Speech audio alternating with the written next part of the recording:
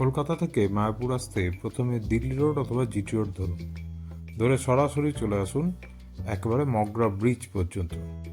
Mogra bridge থেকে ডান দিকে ঘুরে সোজা চলে যান কল্যাণী ব্রিজের দিকে। প্রথমে এরকম 3 মাথার মোড় পড়বে, ডান দিক দিয়ে চলে যান কল্যাণী ব্রিজের দিকে, যেটা ঈশ্বরগুপ্ত সেতু পুরনো।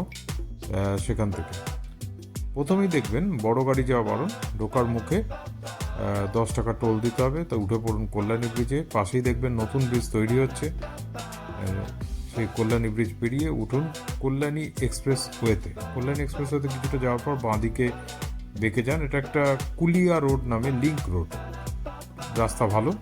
তারপর সেখান থেকে ডান দিকে বেঁকে চলে যান রিনা রোডে। এই রিনা রোড হচ্ছে একেবারে কল্যাণী এমসের পাশ দিয়ে ছুটবে, রাস্তা খুব ভালো। সেই রিনা রোডে বেশ কিছুখানি যাওয়ার পর বাঁদিকে টার্ন নিন এবং সেই বাঁদিকে টার্ন নেওয়ার পর সোজাসুজি উঠুন NH-12। প্রথমে উঠেই আয়েশপুর টোল প্লাজায় আপনাদের 110 টাকা দিতে হবে।